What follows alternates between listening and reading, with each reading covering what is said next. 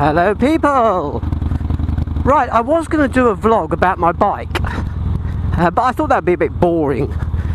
So what I thought I'd do is a vlog about my bikes, which is even more boring. I thought I'd give you a potted history of the bikes that I've owned over the years and right up to the model that I am sitting astride now. Is that correct terminology? Sitting astride? Anyway, let's get on with it. When I was a young, handsome lad, at the age of 16, I went out and bought myself my first motorcycle. I call it a motorcycle.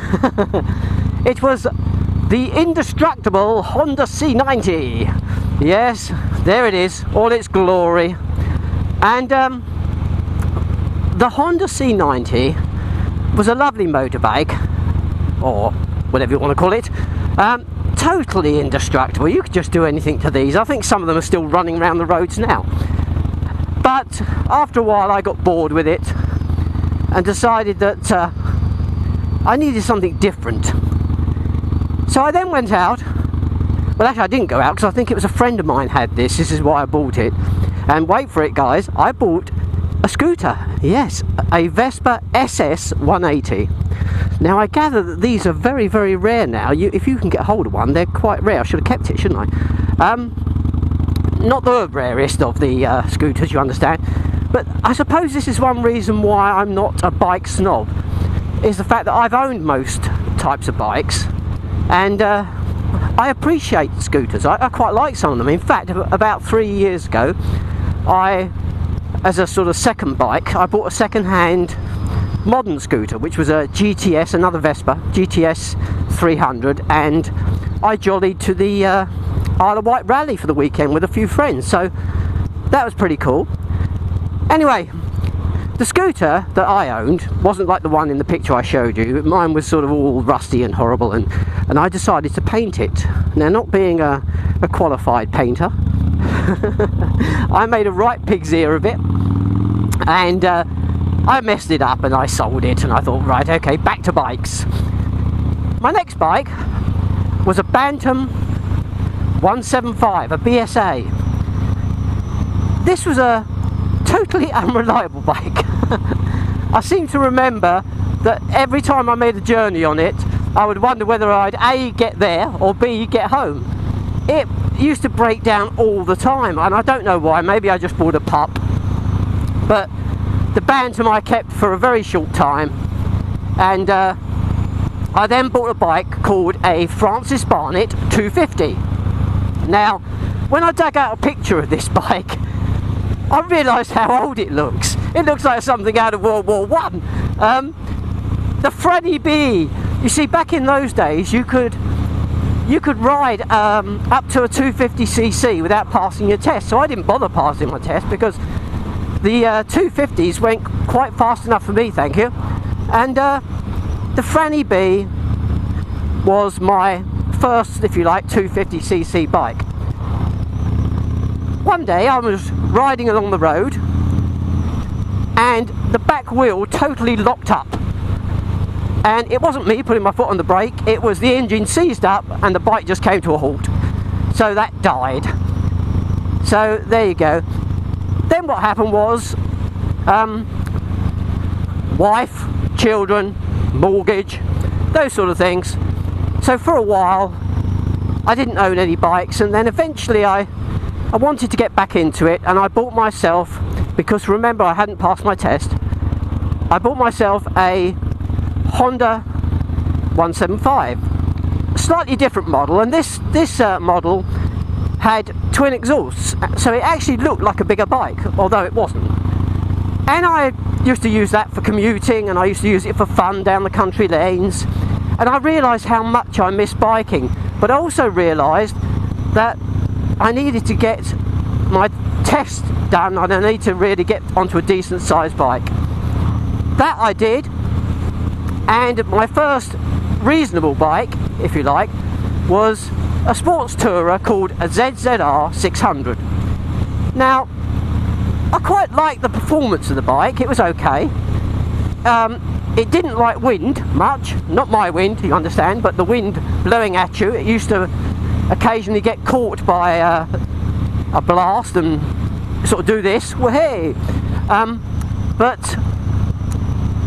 it was okay. The only thing that put me off it at one point was that, like an idiot, one day I was wheeling it into the garage and I managed to scrape the wing mirror against the wall. And I thought, never mind, I'll just go and get another one. They can't be that dear. Oh, yes, they are. Because the paint was a metallic red and it was made up depending on the year of the bike, I had to send all sorts of chassis numbers off and God knows what to get another wing mirror. And ended up that the wing mirror cost me something in the region of £80 or £90, which I thought, what? So I thought, well, I'll go for something else that I can scrape the wing mirrors against the wall and not have to worry about it. So I bought a Suzuki Bandit 1200. Now, the Bandit was a beast, a real beastie. The problem is that I've only got short legs. Now, ironically, I think a couple of years after I got my Bandit, they came out with a model that had a split seat, so you could actually lower the seat. But this bike, as much as I liked it, I was riding on tiptoe. And one day I went to see my daughter, who'd moved into a new house, and I didn't know where this house was, so I was finding it, first visit there, and I missed the turning. And I pulled into a little lane to turn round, and as I stopped, I went to put my foot down, and there wasn't anything there, it was just a hole. And because I was on tiptoes already, by the time my foot actually found ground, the bike was at such an angle that it just went down, and so did I. And I actually dislocated my shoulder, which was pretty good going. So I thought, I don't want this Bandit anymore. So guess what I went and got? An R6. Now, the R6, what can I say about it? Well, all the journeys I took, I'd say 50% of the journey was adrenaline rush, and the other 50% was me cacking myself, because I never really felt in control of it. I felt like I could never ride it the way that the R6 was meant to be ridden. It's as a performance bike. It's not really meant for riding on the road. You're meant to thrash the guts out of it. And if you wanted to ride it slowly, it looked peculiar. I mean, on a Harley, I can just ride along and, you know, da-di-da, and no one pays any attention to me. But if I was on an R6 and I was going slowly, they go, what's he doing?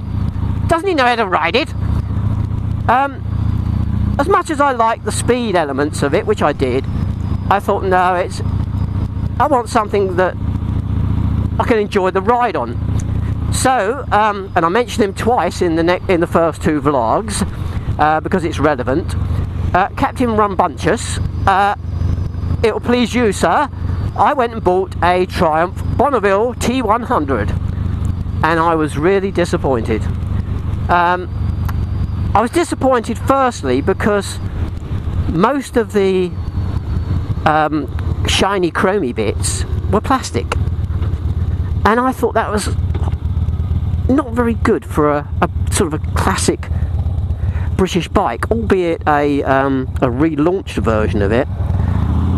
But I didn't like the idea of most of it being plastic. It also, compared to the Bandit and the R6 and everything else, it seemed incredibly slow. And I took it up to Warwick to a place where some guys work who used to work at the Triumph factory, and asked them to sort of tweak it and tune it and God knows what else for me. But it still didn't run very well. And the irony was, when I eventually went down to the Harley dealers and took this on my Bonneville, more people from the Harley dealers crowded around the Bonnie to look at it than were looking at the Harleys. But I wanted something that was similar in terms of riding position and fun, but had a bit more poke. And, excuse me, don't cough inside your helmet. I bought a Sportster. It was actually a model called a 1200 Roadster, and you can just about see it in this picture in my garage.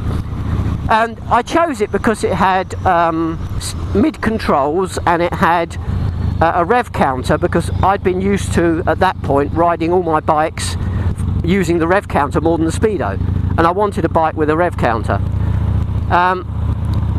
Although I liked the look of the peanut tank, I didn't like the fact that you had to keep filling up every so often. Even on the ride outs, they used to say, right, we're going to stop off for the Sportsters because they got to fill up, and that was always embarrassing, if you like, the fact that I had to stop. So I thought I'd keep the 1200 Roadster, but I'd convert it to look like a Sportster Custom.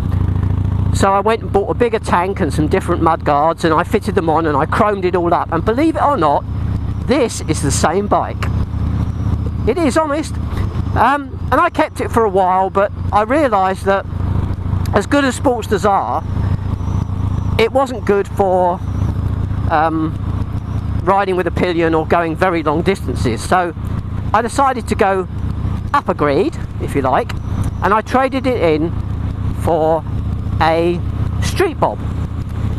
Now the Street Bob, I loved the look of it, the mini apes, and the fact that it was matte black, and that sort of stuck with me for my next few bikes.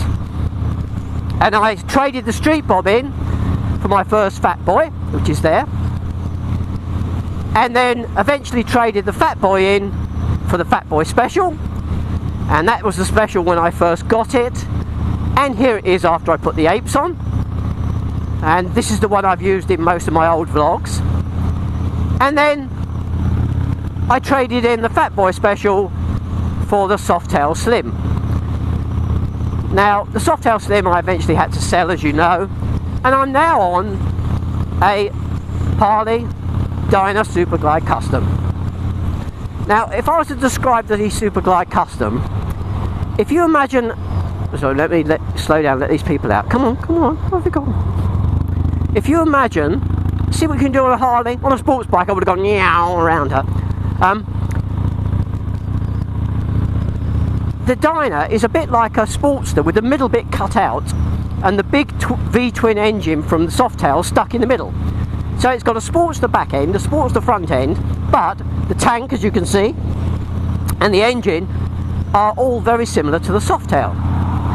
Anyway, that is my potted history of bikes. There's been a few secondary bikes. I've sometimes had two bikes. I had a Phaser, as you know. As I say, I had a GTS scooter. I even at one point picked up an old Sportster and bobbered it out and sold it. But they're my main bikes, and that is how Harleyman ended up being Harleyman. So if you're a rider, guys, you ride safe, and if you're not a rider, you be safe, and I will catch you on my next vlog. Take care, guys. Bye.